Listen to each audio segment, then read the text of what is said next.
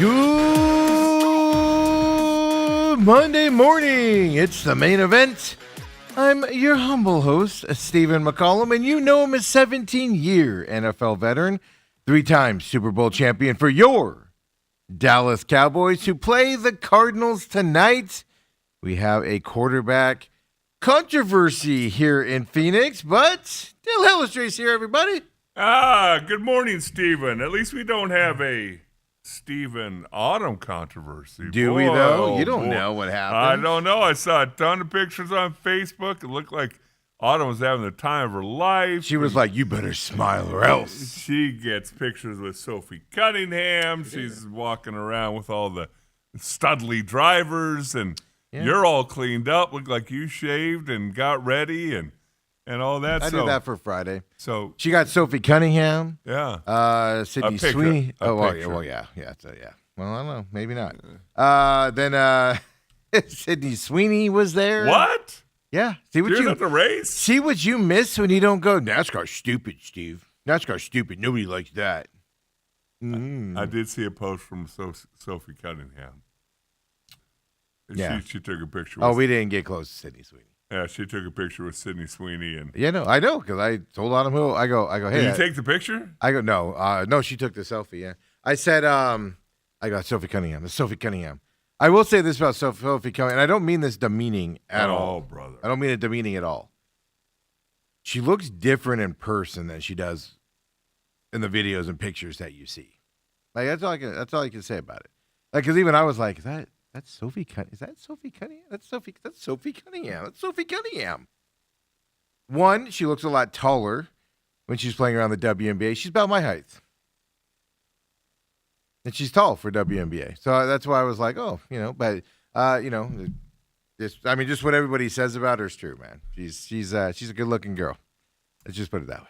And Very likes to have fun, it seems like. When we were hanging out with her, she was all right. She seemed a little in awe of being in the presence of Steve McCollum, but Were you guys doing shots? no, I would never. You would never? No, I would never. No, I'm a gentleman, Dale. I'm a gentleman. That doesn't mean you can't do a shot with Yeah. a pretty girl. So Autumn got a pic. Oh no, I was all like, You're all buttoned up. I want nothing to do. I was like, that's Autumn's deal, not mine. I'm out of here. I'm not dumb enough to do that. So take us through the birthday weekend. Friday, did you guys go to the races or did you go No, to dinner? No, because the truck race was at 4:30. Wouldn't have made it out there in time and everything. So we went to dinner. Went to Taco Guild over here at 7th and what is that, Osborne, roughly. Oh, so you drove all the way back over here. I did. I joke. Hey, Nothing anything but for the Autumn, best. Dale.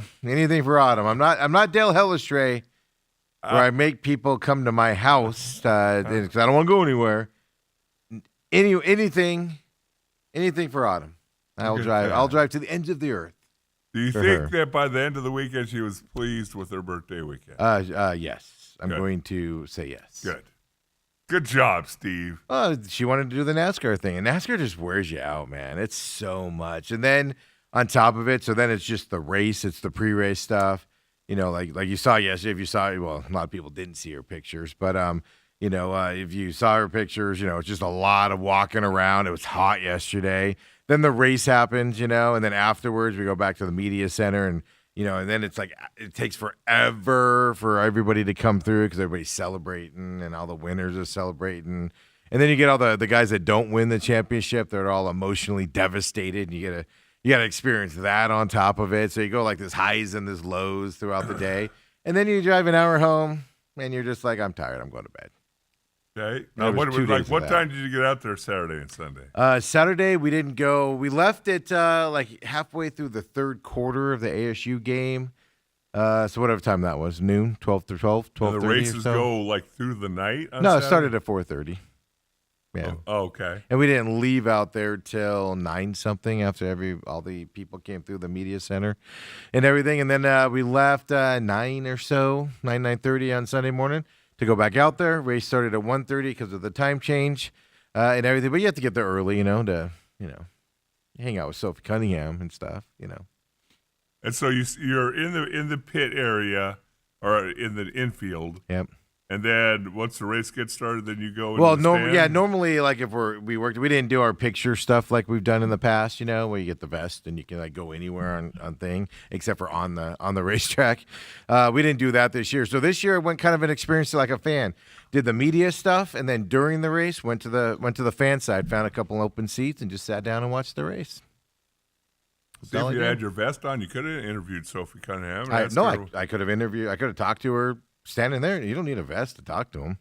They do the drivers meeting. That's where they're coming from when you catch them. They're doing the drivers meeting in the media center there, and then they all come out and they parade down there, and all the fans are like. My favorite part of the whole thing is like when we walked out to leave there, I had a plate of 2 cookies and 2 brownies on it, and I'm stuffing my face as I'm walking, and there's just people lined up waiting for drivers and everything, and they're all eyeing my cookies and everything. It was so great. It was so great. My favorite thing to do is like to walk onto the red carpet and then be like, oh, and then like look like I'm ready to grab somebody's pen.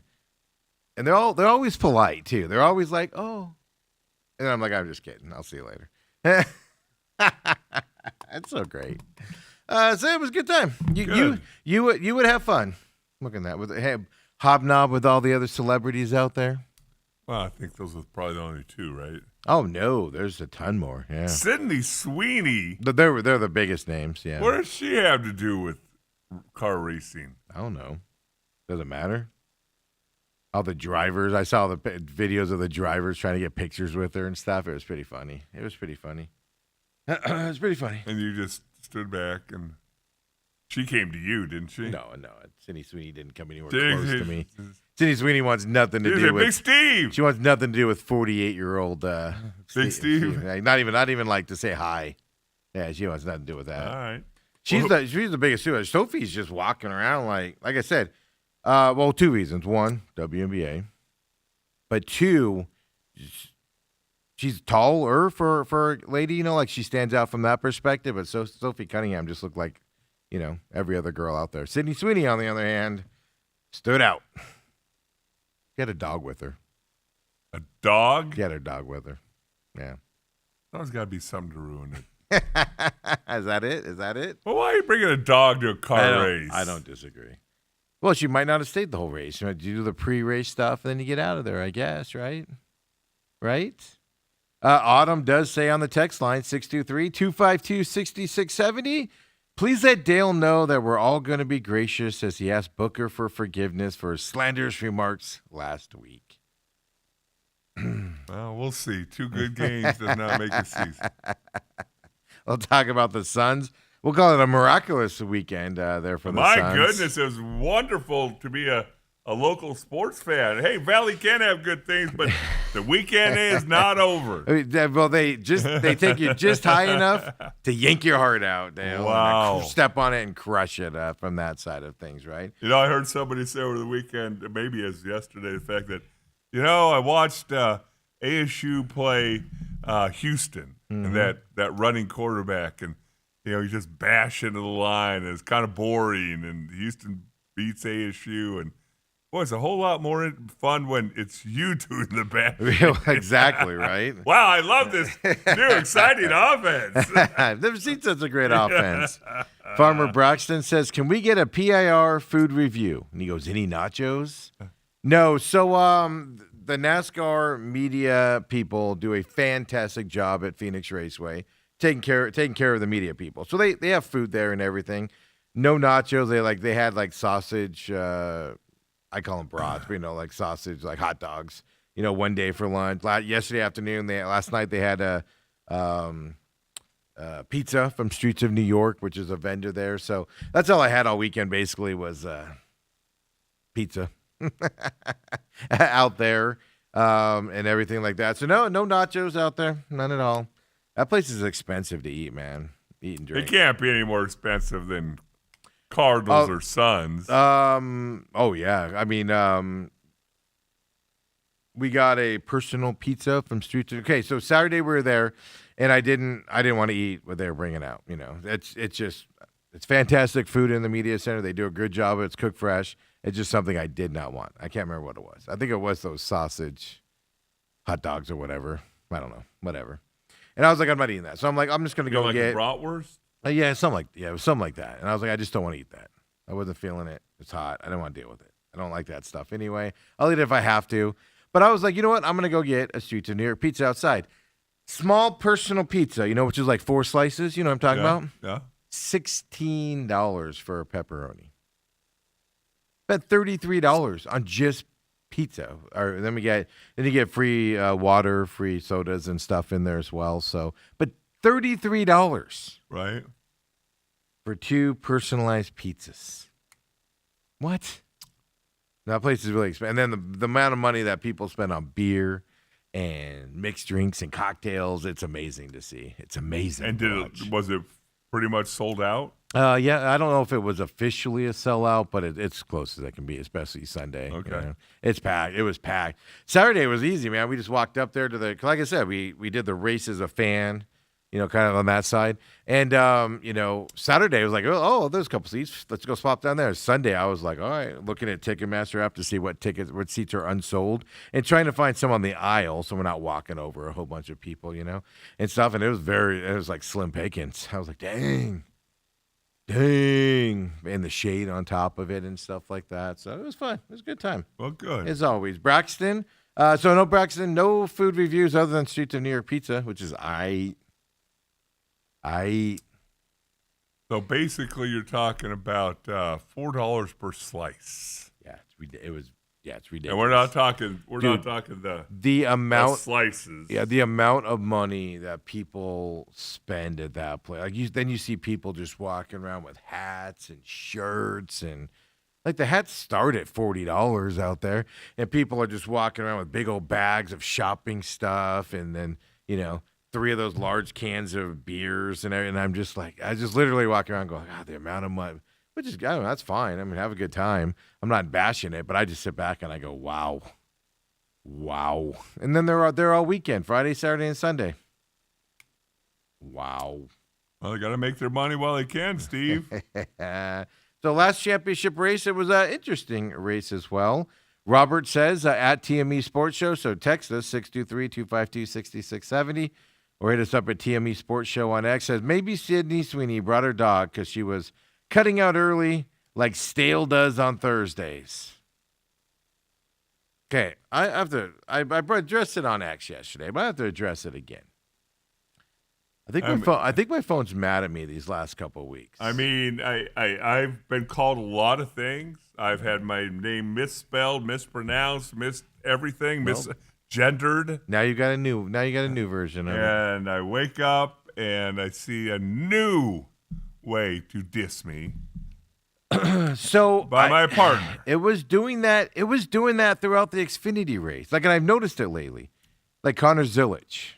I know how to spell Zilisch. Zilisch. I've spelt it all year long.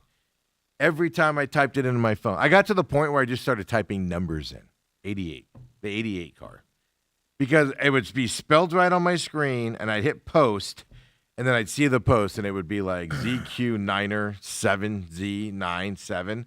And I'm like, it was right when I hit post. What the heck is happening? It's been doing it for like the last couple of weeks. So I put Dale. I did type Dale in there. I know I did. I did it from the racetrack on my phone. And it changed it to Stale. Hey, look, my phone knows you. What am I supposed to do about that? That's all I'm saying. Maybe pay attention to what you're typing. And it was I had it correct, man. When I hit post, I double check it every time on my phone. I think you typed it in, you showed it to us, and ha ha ha, you're going to show Dale. The best part was I was on SMAC 500, which I don't have the check mark on, so I can't edit it, and I was like, I'm just leaving it. If it was the main event, I could have edited it, see? And I was like, I'm just going to leave it. So, Stale Illustrate, everybody.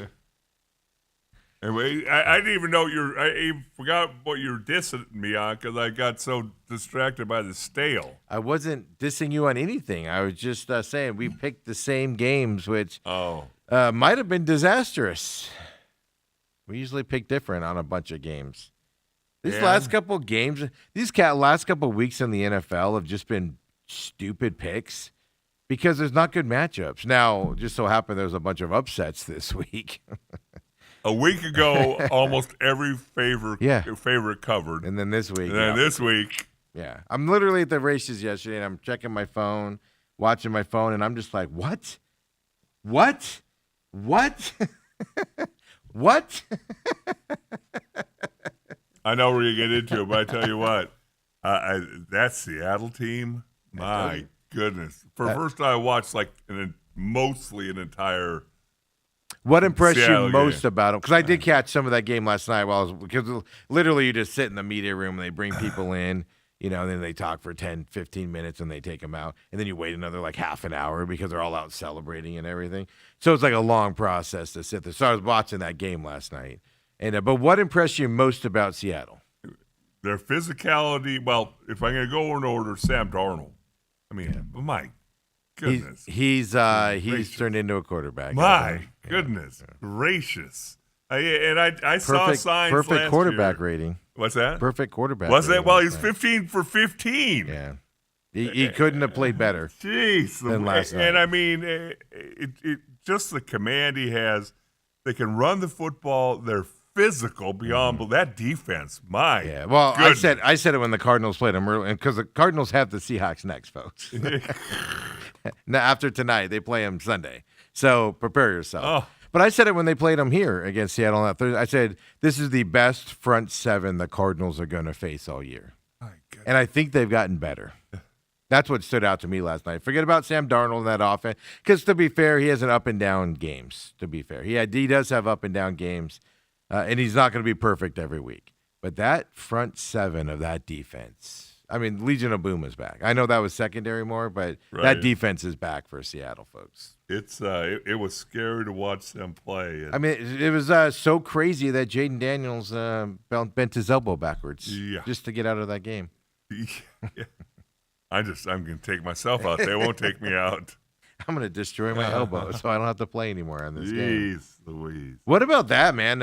The heat that Dan Quinn's taking last night and today for leaving Jaden Daniels in that ball game, in that moment, because that happened in the fourth quarter, I think, right? Or was it the third quarter? Where I think that's about when I gave up on the game. All right, yeah, before he got hurt. And but people are like, you should take him out in that game in that scenario. In the pros, you don't take quarterbacks out like you do in college and everything like that. Professional quarterbacks play till the end. Most of the times, but that was just a complete butt whooping from the opening drive. It's like watch. I saw somebody who covers football put out, I didn't know that something like the Commanders are part of the government shutdown or something like that. Commanders are in trouble. That's what I told you guys. Commanders are missing the playoffs this year, and that was before Jaden Daniels got hurt. Again. Yeah, well, that's the other side. That's what people are saying. Why'd you leave him in there? He got hurt twice already. Yeah. Why are you leaving him in there in that scenario? But Commanders are in trouble. And then, like I said, then the holdout, and everybody's freaking out about, McLaurin. Oh, my God, he's not going to play. He's going to sit out. He's going to sit out. Okay, we paid him. He's going to sit out anyway. Yeah.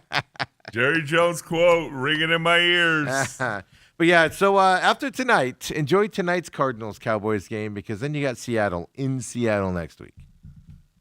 That team is hopping on all cylinders. But it was a fun night to watch football because and basketball, because I was going back and forth between the Suns and the Seahawks, and I was like, who's this team impersonating the Phoenix Suns? I mean, they're scramble around playing defense, they're hustling. Devin Booker got on the ground. Devin Booker dove on the ground. Good thing we didn't save your rant on Devin Booker about how he needs to be traded till today. I mean, I literally ran it back to make sure it was him. That defensive scheme that Jordan Ott put together last night and the team executed was fantastic. Here's the problem. Then you're going to bring back Jalen Green. You're going to bring back Dylan Brooks, and then you're going to get all muffled again. They're playing well right now and mixing it together. And then you're going to bring those guys back, and now you're going to Jalen Green's not coming back till January. Just watch. I just have a bad feeling. Well, I'm going to tell you this. The key to everything for the Suns, in my mind, is little Colin Gillespie. I don't get. I mentioned that last week. Why is he not your starting point guard? Well, because I think you like his energy off the bench. That's fine, but now I will say this too: the last 2 games, the Suns have played well from the tip, and they did not do that in the first whatever it was, 5 games, 6 games. They did not do that. They would be down by 20 and stuff like that. So Suns look good the last couple of games. Now it doesn't mean they're gonna, they're gonna go and they're gonna, oh my God, they're gonna be a 4 seed. But this is the team we expected to see with how they, how they play and physicality and all of that for the Suns. But before we get into that, how was your Halloween night? You dressed up. First of all, nice picture with your old man mustache. After how did you not catch that? Didn't that How did 10 other people not catch it? Well, that's issue number 2. I'm not going to throw your lovely family into the bus. Well, maybe Scotty. Yeah. It's probably Scott's fault. I mean, Scott, my other son-in-law didn't know if he was going to be there because of football practice. Yeah, I was going to say, where was he at? He didn't dress up, so he was not in the picture, but he could have seen it. Come on, if he Alex. wasn't in the picture, yeah. Come on, Alex. I saw it, and I'm like, I don't think that's the way the mustache is. And then I saw the comment. You're like, thanks for everybody telling me about my mustache. So how was that? Trick-or-treating there in the ritzy neighborhood of North Scottsdale. It is, it's a different experience. They give out the big bars. Yeah. King size. Yeah, not the little bite size. But yeah, Hillary and Kendall are really into all of that, so everybody just plays along with it. Everybody just puts up with and obviously Beckett and Graham are, of course, they have to be into it. So we were the Beauty and the Beast. For some reason, Graham wanted to be the Beast. Everybody said I should have been the Beast. Yeah, well, is there an old man in Beauty and the Beast? Yeah, Papa. I was told Papa. I've never seen it. And I am Papa, so. I'm working on changing that to Pop, but hasn't stuck yet. It's not gonna stick. It's like the morgue. It's not gonna stick. Nah, it's not gonna stick. Yeah, it's not. They keep playing like this. It's not gonna stick. Yeah, I heard. The other thing I heard from John about the morgue is there's some talent walking around the morgue these days. That reminded him of the Phoenix Open. Teams get bad, and now all of a sudden everybody starts showing up again. Exciting place to be. The Suns games have always been games where the ladies dress up a little bit to go to. He said it's even more noticeable this year. Does he have tickets again? Yeah, he did that in the rah-rah room. I thought that's lying sack. He said he was getting rid of them. Yeah, I'm tired of taking people like Helly to the rah-rah room all the time. Tired of that. I'm done with this. I'm not going to pay for this garbage anymore. It's fun for me, but not fun for everybody else. Everybody else just wants to hang out with you because of the rah-rah room. How was the rah-rah room this year? Is it different from last year? I've not been there yet. Still waiting for my invite. So that was your Friday night. What did you do all weekend? Doubleheader on Saturday? Doubleheader, Graham football. They went 1-1. Oh, split the doubleheader. They win first or lose first? They got killed first, and then they won. They came back after an hour, pep talk, drills, running them, up, downs. No orange slices because of the way you played.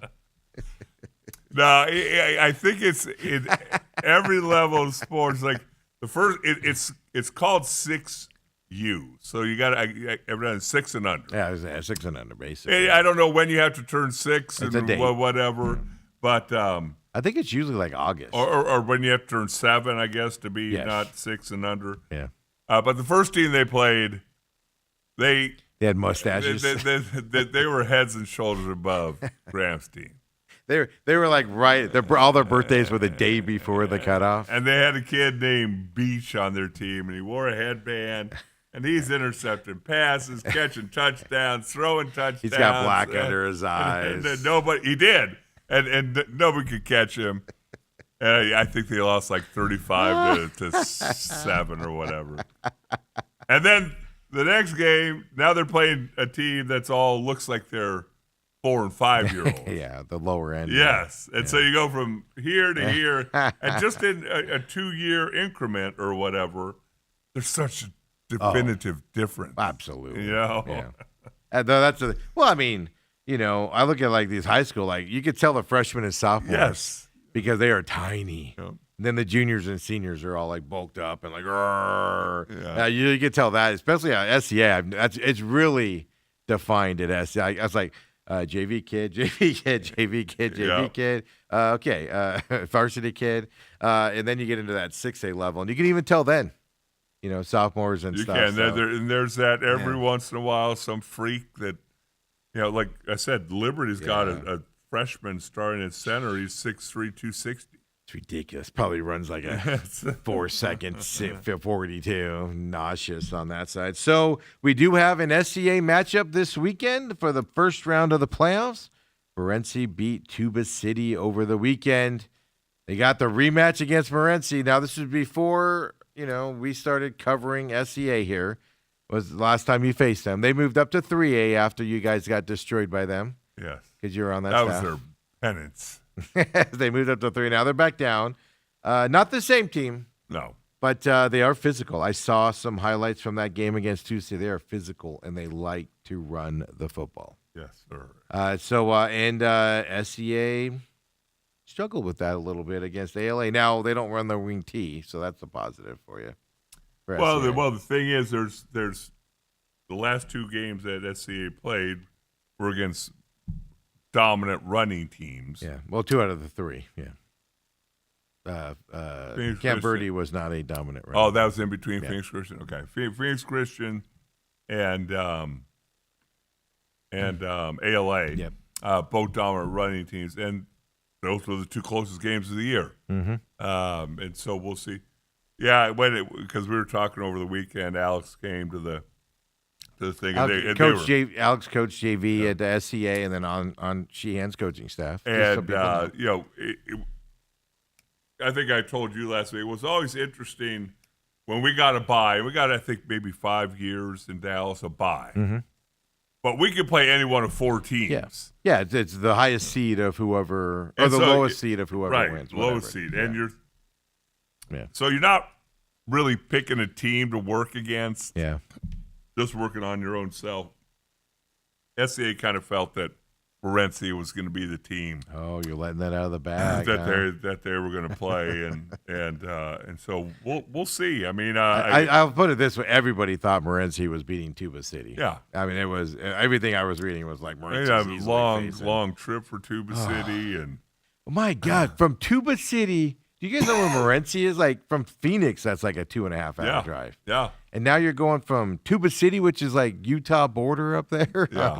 That's a Like, on a that bus, is not a long. That's not like you can just go straight down to it. right? It's a crazy drive for them to get back. So SCA plays Morenci on Friday night. Santan Charter face off against Pima this weekend Okay, as well. The other side of the bracket as well. So Pima was able to beat Holbrook and move on to play Santan Charter. So now I'm not saying SCA is going to definitely win this weekend. Coach will be on Wednesday with us. But I mean, you got SCA Morenci matchup will be the Pima Santan Charter winner coming up for that next round. So I'm not saying this weekend is going to be easy, but it doesn't get any easier. Well, Familiarity breeds there with the other side of the bracket is what my point is. I still have nightmares of that Morenci game.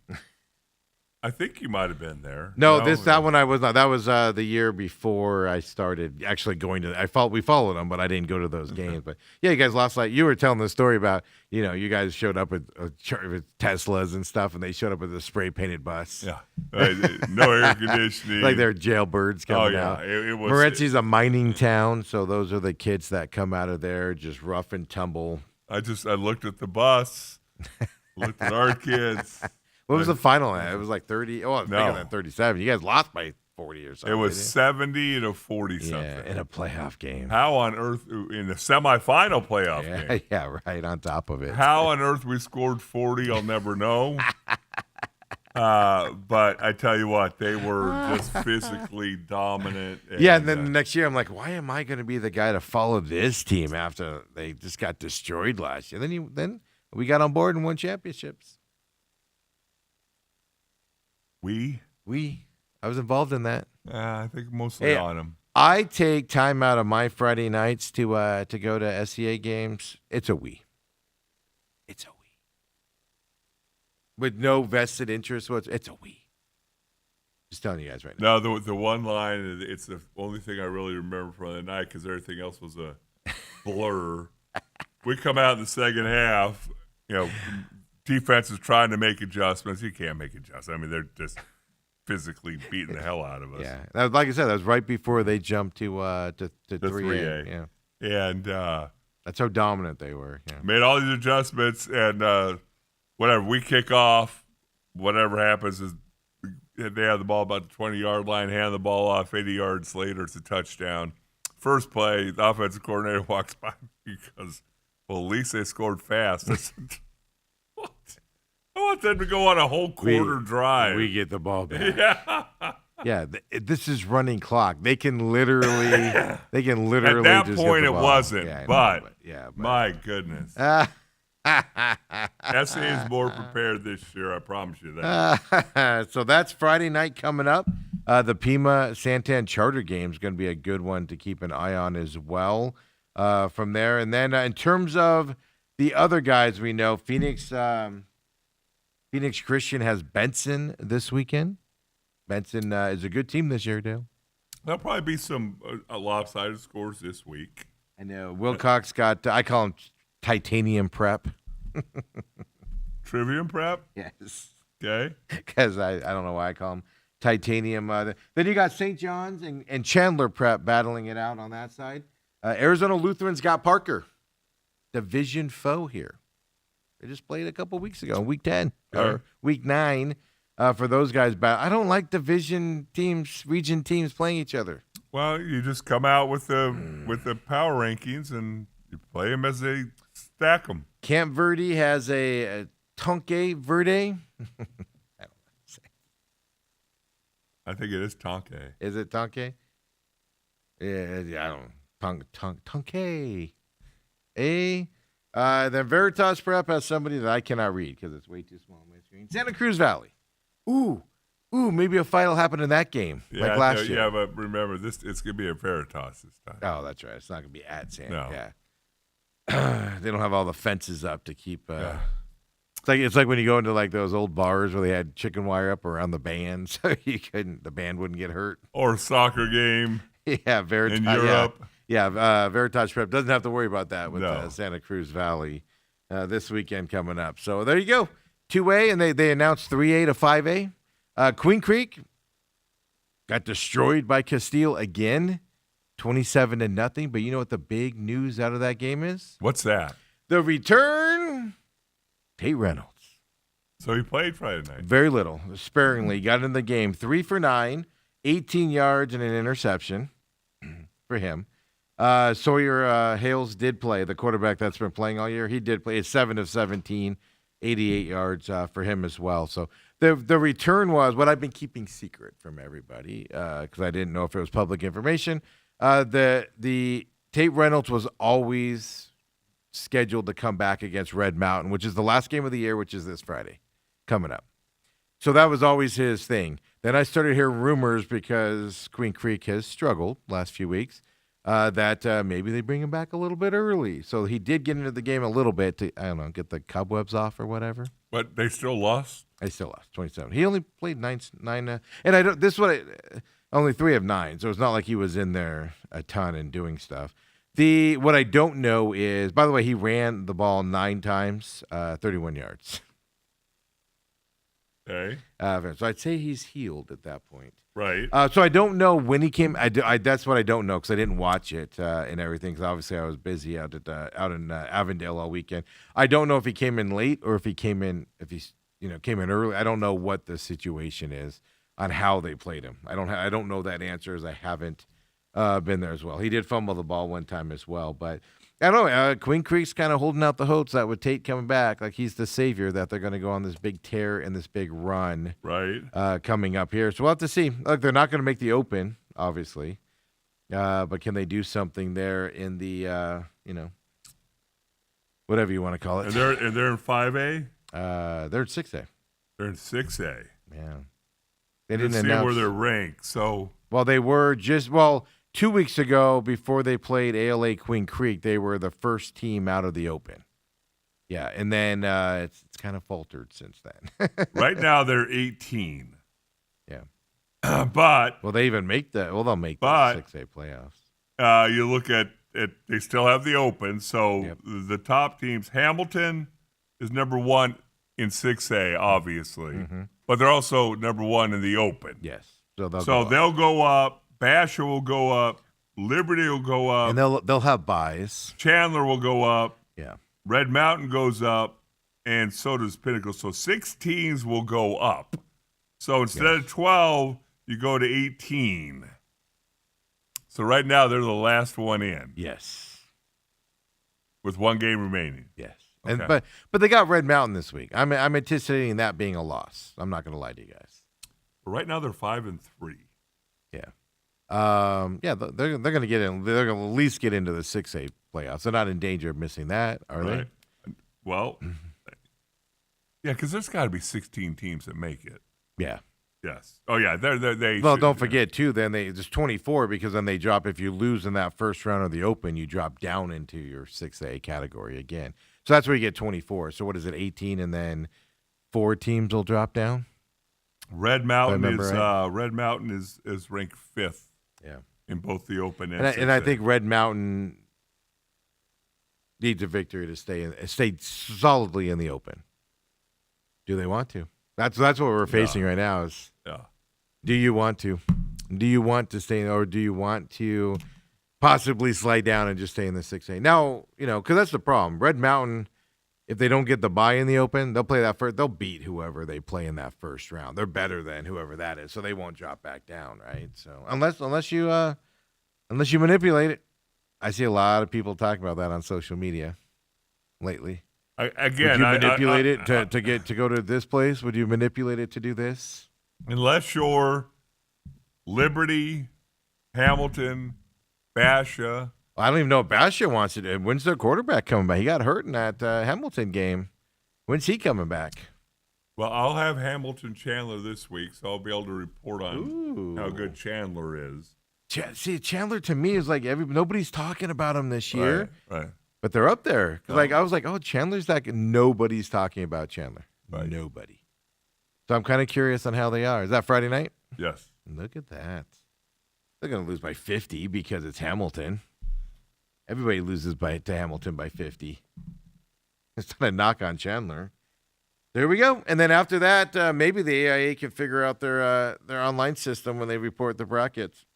Unlike last weekend when they had to put out an apology for 3A to 5A. Really? Yeah, it was a mess. I was even logged in trying to watch it, and I was like, what are we doing? Really? Put out this big apology and stuff to that effect, yeah. So we're here, playoff time. SCA and Morenci this weekend. 3A through 5. Do they get started playoffs this week? I think they do, right? They announced their brackets last week. Do they? I know Desert Ridge is done for their season. Their last game was Mountain View last week, but a lot of teams play this week still. Right. They were just like, let's just get the season over with. Let me see here. Brackets, tackle, 3A. Yeah, I can't. The brackets are so tough. First of all, AIA, some of us are old. Make your brackets bigger. 11-7 is the first weekend for 5A. Yeah. Yeah, so they only have 16 teams in 3A, and they all start on the 7th, which would be this week. Yeah, and I'm looking at 5A, and it's this weekend too. Okay. Now, do they have buys in 5A, or they just No, they have buys, yeah.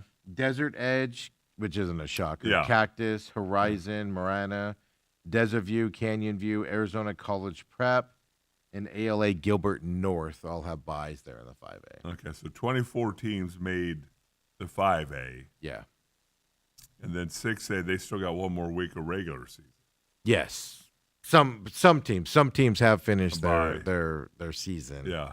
already, but yeah, so 6A, and then I'm sure they'll do the brackets Saturday for them, open, and 6A there, and then they'll start next weekend. Woo-wee. Football, it's playoff time, Dale. Playoff time. Best time of the year, Steven. It does get a little bit more exciting, right? Best time of the year. Best time of the year. I don't know about that, but it's exciting. It's exciting to see. I can't get excited about 6A with Hamilton's winning this thing, right? Nope. Give me liberty or give me justice. No, give me Yeah, I know. liberty or give me death.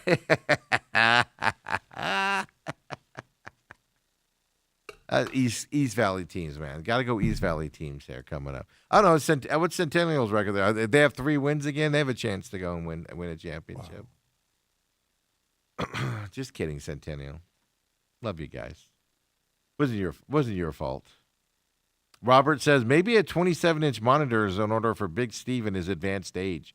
No, okay. If you're making fun of me for this, load up the AIA website, go to rankings, click on it, and look at the bracket there. I don't care how big you make it. It's hard to read. And also, we have giant monitors here, even though we didn't put it on air.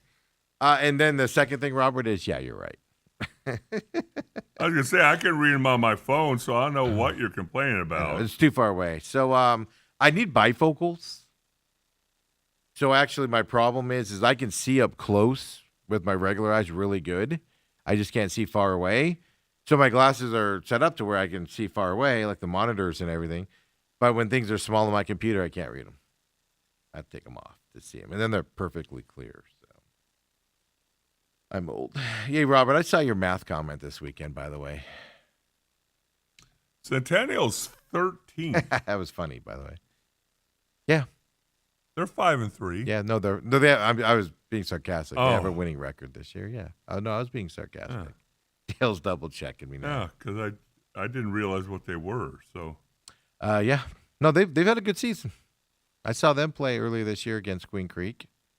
Queen Creek won it back then and everything. So yeah. So here we go. It's going to be a good time coming up. And like I said, the big question mark on Queen Creek is, how much or do they improve with Tate Reynolds coming back? Well, they've got to improve, don't they, Steve? Yeah, because there's no way to say it without making it sound like it's bad, but their sophomore quarterback throws a lot of interceptions at Queen Creek. Well, you see, again, you don't even have to say anything about him. You can just say Tate Reynolds is one of the best quarterbacks in the state. Sorry, Sawyer. I'll take it. You know what I'm saying? Yeah. That's all you have to say, Steve. You're more professional than I am. It's going to sound like a diss, but you saw. Well, I mean, ALA Queen Creek, I think it was seven turnovers by Queen Creek. That's going to be hard to win. It's when you lose the turnover battle by 7, it's usually tough. No doubt about that and stuff. I mean, the difference is, Tate Reynolds, I'm just telling you, he looks like your prototypical quarterback. He's tall, good looking. Well, I wasn't going to go there, but yeah. All the girls fought over him, some of the guys. I don't know, I was sitting next to this guy one time. He was on the sideline, and he had those shorts on, and you could see his leg muscles, and the guy next to me was, sweating. I was like, dude, are you all right? I was ready to call a medic over. He's like, no, it's just, that's Tate Reynolds. I'm so excited to see him. Come on back, folks. The main event. Sydney Sweeney.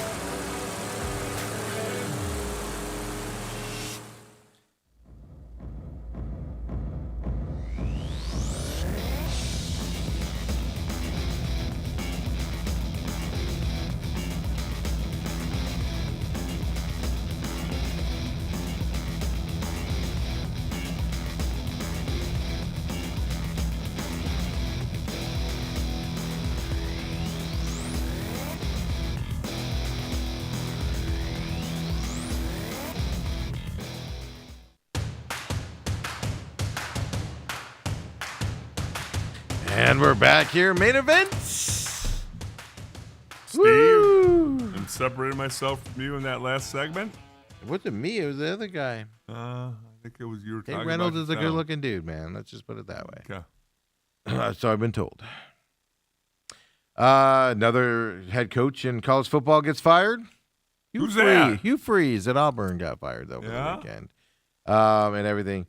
It just, if you're Auburn, do you want to get into 1-5 in conference play this year, 15-9 under Hugh Freeze, 6-16 in the SEC?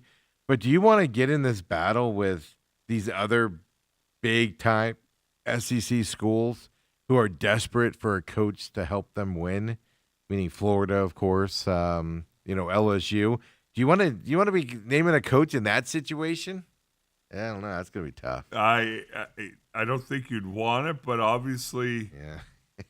they've got some money to pay, and it's just like they're the little sisters. Auburn's always been the little sister to like Alabama and them, like always. It's kind of like ASU U of A, where Auburn has always been a step down to the bigger SEC schools. Not just Alabama, but the other SEC schools. But mostly Alabama, and they'll raise their head every once in a while. Yeah. But they're not the consistent, always up there kind of a program. So yeah, I consider them. And Auburn fans are gonna be mad at us here, but I think they're like the little brother of some of the big time schools to do that. But I mean, Hugh Freeze just wasn't it there either for him. So more buyout money going out there. Just must be nice, man. Must be nice. How much money has been given to buyouts now? That's just I saw 180 something million is what I saw over the weekend. Before this? I don't know if that was before Hugh Freeze or afterward. Hugh's a deal. I think he's only like 15 million or something. It's a steal.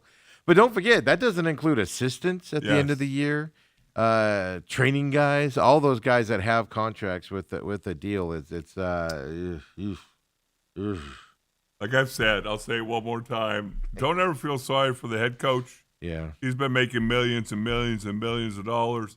Feel sorry for the assistant coaches who will be right back at the college coaching events and their families who now might go from Auburn, Alabama to Tuscaloosa. I mean, not Tuscaloosa. They won't go there. But somewhere in Iowa, somewhere in Kansas. Well, that's an increase over Alabama, let's be honest. But you have to move, Steve. They got a nice. Yeah, but they got a nice. Even Kansas is an upgrade. They got to a nice Alabama. mobile home there in Auburn. Didn't get hit by the last tornado. I mean, I think Kansas is starting to get indoor plumbing, so that's an upgrade right But there. you're just everybody. Yeah, people have teeth in Kansas. It's a whole different place. Just a whole different place. Who's safe from the wrath of Stephen McCullum today? Nobody. Nobody out All there. because the food was expensive at the races. Yeah, I didn't mind it at all. It was good. It was actually fairly good. It was fresh. It was good. It was cooked. It wasn't like sitting there for hours on end and all that stuff. Yeah. Yeah, I mean, Phoenix Raceway really takes care of us, so we got to give them their props. Pit Stop, by the way, we'll do my wrap-up show on the season tomorrow. I want to get some. Who won it? Which one? Truck Series. Corey Heim won the championship there and the race. Doesn't people really only care about the one that was yesterday? Yeah, basically. Yeah. Xfinity Series, Connor Zilich did not win it there. Shocker. And that one, Jesse Love got the win. Shocker. That was a shocker win, folks, for him to win it. And then yesterday, Denny Hamlin was going to 20 years of race. Forever racer. He's been a racer forever, always been one of the best guys, but he is the best to never have won a championship right now. He's the Phil Mickelson of NASCAR, if you want to put it that way, for a while there where Phil was the best golfer to never win it. And he had the best car yesterday, dominated the race. Kyle Larson stole the championship from him at the end. It was an amazing thing to watch. How do you happen. steal a championship? Flat tires, pit stops came into play, and Kyle Larson got ahead of him and just won it. Yeah. Yep. Wow. So the interesting thing is that's why it's going to be tomorrow is because I got to sit down and go through all the videos of the press conferences. I mean, I've been to these championship stuff. It's been here since 20. I've been in every year. I've been in the post race interviews. Sometimes drivers come in just hammered, like, oh, we won it. And they're just drunk as can be, and it's funny, whatever. This was the first time where, like, felt sorry for some of these guys, man. Like even like Jesse Love, he won the thing, and he was just like, oh, you gotta get past that stupid voice. And he used other words, stupid voice in your head telling you you're not good enough. And it's just like I was just sitting there like, these are young kids, man, that are just, they know what they don't, they got this stuff. They won the championship. The 19-year-old kid that dominated the season didn't win it. And to see his reaction, and it was just like, wow, like the headspace on these guys and what they go through. And I'm sure it's worse on a professional side, not worse. I shouldn't say worse, but, even Denny Hamlin yesterday was just like at a loss for words because he didn't win it. And he was putting it into a perspective, but you could just tell, like, he's devastated. Well, the thing is, you realize, and maybe these kids realize a lot sooner than professional athletes, and I'm not saying they're not athletes, I'm just saying professional sports, football, basketball, baseball, that there's so many kids in those sports that, I made it to the playoffs, there's always next year, well, guess what? A lot of times there's not a next year. As Dan Marino. Made it to the Super Bowl his first year in the league, and he was like, I'll be here every year. Charles Barkley. Never saw it again. You get two famous guys, but there's a lot of guys. Yeah. And these guys seem to get the hint a little bit sooner than they do. Yeah. They do. And that was amazing about it, man. And then you got like Connor Zilic was the best driver on the Xfinities, and a lot of the questions were about, like, for Jesse Love, who won the championship, shockingly, like I said, was a lot of the questions were like, and they're best friends too, on top of it. But then it's like, so Jesse Love was concerned about his friend not winning it at the same time as he won it. Same thing with Kyle Larson yesterday. Like, literally was like, man, I just don't know how he would be. Like, I'm happy that I won this, but I'm also feeling for him. This was his best chance to win a championship, especially for, Connor Zilic is going to win stuff. He's that talented of a driver. Don't say that. Well, you would think so, right? Yeah. But Denny Hamlin's, he's getting close to he's close to retirement here coming up, and he's never ever won a championship. So it was weird watching Kyle Larson celebrate, but at the same time be like, I just feel for him, man, like that he didn't get this. I feel bad that we kind of stole it. He used the word stole it, and stuff like that. It was an interesting press conference yesterday, last couple of days. It really was, just watching these guys choose that. So a lot of life lessons from that. And that's the other point on it is like, I was actually shocked because generally, like I watched a lot of the Blue Jays interviews after they lost, on Saturday night. And there wasn't a lot of that stuff. Oh, this might be our only chance. Like, these guys were talking like, this is our only chance. You don't know when. Now, maybe on the Cup side yesterday, maybe that was because you have the realization that Denny Hamlin's never won one. So maybe if Denny can't win one, so like Chase Briscoe, for instance, right? He was in this one. He's a young kid. He even said it. He goes, I don't know next time I'll be able to come back and do it. Like, this might have been a wasted opportunity. Right. Because I don't know when I'll be back. Maybe it was because there was a guy that's raced for, 20 some odd years and doesn't have a championship. So maybe on that level. But to see these young 19, 20, 21-year-old kids on Saturday talk that way, I was kind of impressed with the way they handled it and and stuff like that. Well, what's interesting, people forget the human element in this stuff. Well, what's interesting is evidently I must be a bad person because there's nothing I like better than to beat my best friend. And whatever we're doing, tiddlywinks, basketball, golf, I like to bash his brains in. On an individual level. Yeah. Well, that's what car racing is. Well, yeah. I mean, there's team aspects, but well, no. I mean, they were happy they won it. Don't get me wrong, but at the same time, they were like, I don't. He sucks. Yeah, but that's the interesting thing is like, the question was asked multiple times to Jesse Love on Saturday was, even to Jesse Love's crew chief and car owner, Richard Childress, was, Jesse Love, did he compare himself to his friend and guy Connor Zilic? Because Connor Zilic won like 12 races this year, like dominated that series, and then didn't win the championship.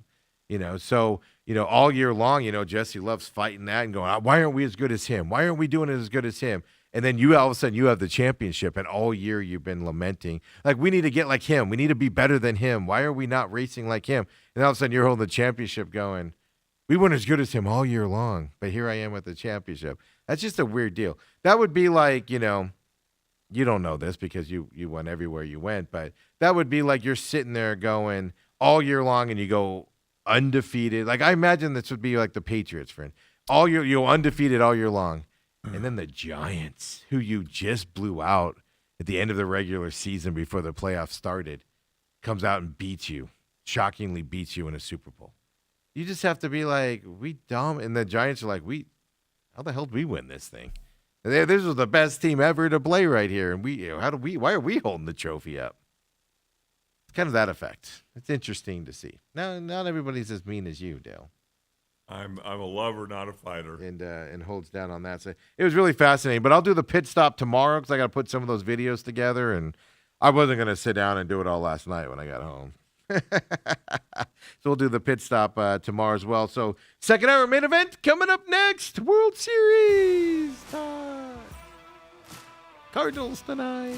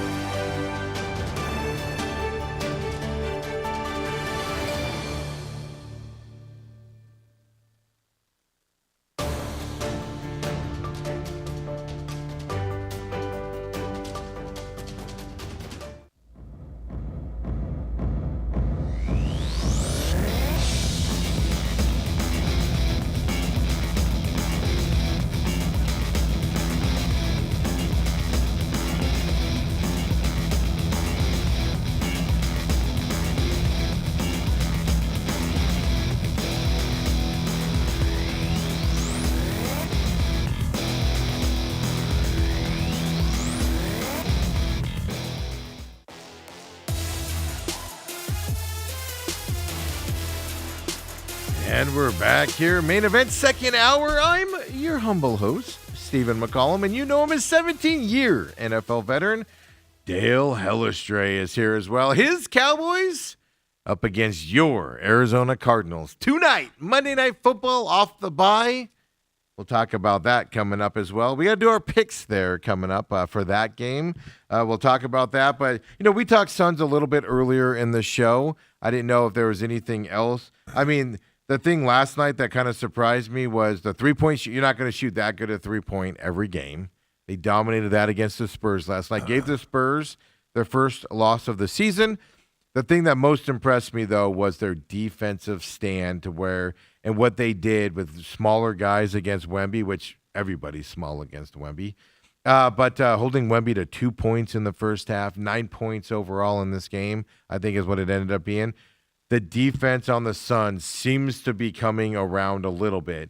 Now, that's without Jalen Green. That's without Dillon Brooks. We'll see when they come back in if there's any. Dillon Brooks, I don't think he'll bring a big wrinkle because he's played this year. Jalen Green will be the big question mark whenever they bring him back. He is doing 5-on-5s right now. He did some pre-game workouts yesterday before the game. So that's an indication he's soon to come back, but we've seen that indication before. But for me, I was most impressed with that defensive stand that the Suns did yesterday against Wemby and those Spurs for their first loss. I was impressed with just about everything the Suns did yesterday. It kept on messing me up because the Spurs were in white and the Suns were in black. Yeah, and I'm so used to the Suns, the Spurs being the black team. I hate them, Darth Vader. And, so I tuned in like off and on because we were in the media center there. And, I was always like, wait, what? Is that Booker? Mm-hmm. I know. I don't get it why you do all that stuff, but whatever. And again, let's not forget they won their NBA Cup inaugural game. They're on alive. Friday. I know. You texted me and you were like, Emirates Cup, here we come, baby. We'll raise that banner, Stevie. Oh, yeah, I know baby. you'll be at that game. I'll be at the championship Emirates Cup. Hell yeah. That's still played in Vegas? I don't even know. I saw the new court. Yeah, they don't do those things for us. Do it for the younger crowd. I'd say, who do they do it for? I'll say this. Last year, I went to one of those NBA Cup games. It was, ironically enough, against the Spurs. Last year, it looked in person, like on TV, I hated it. But in person, I was like, oh, it's really not that bad. It actually looks nice in here. So that's what I don't know. This year, does it just really, really orange. Like a lot of orange. And I'm not a big orange guy anyway, but really, really orangey. So I wonder how it looks in person. I don't know. Maybe Holmberg, can invite me to the rah-rah room. I don't even want to go to that. I just want tickets to the game, John. I don't even need to go to the rah-rah room. Dale can go to the rah-rah room. You wouldn't fit in the rah-rah room. I'd fit in better than you, Tiger. Oh, please. You have eyes only for autumn. Who are you kidding? Yeah, but what is that going to do? Is that all the rah-rah room's for? A little bit of eating, a little bit of seeing. Yeah, I don't care about seeing people. Then you don't need to be in the rah-rah room. You're a waste of money.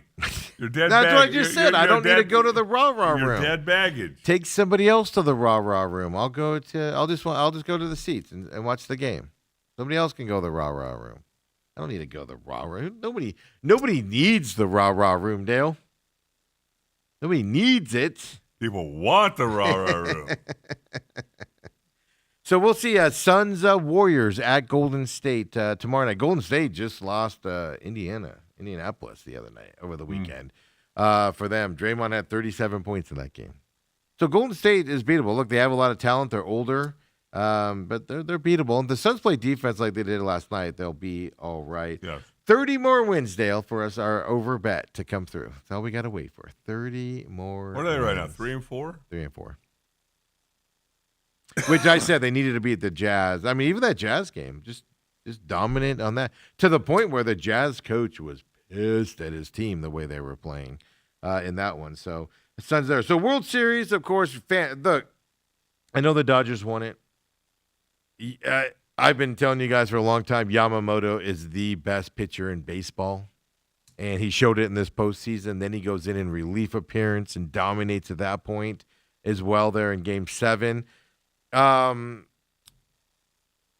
Blue Jays had that thing won, man, till that 9th inning home run. And then it was like downhill from there. Mookie Betts woke up in Game 6 as well to win that one. And I know it's the Dodgers, and I know everybody around Phoenix is just prone to hate the Dodgers and everywhere, but that was one heck of a series. It was an unbelievable. Again, I think I sat back on yesterday when we watched some football.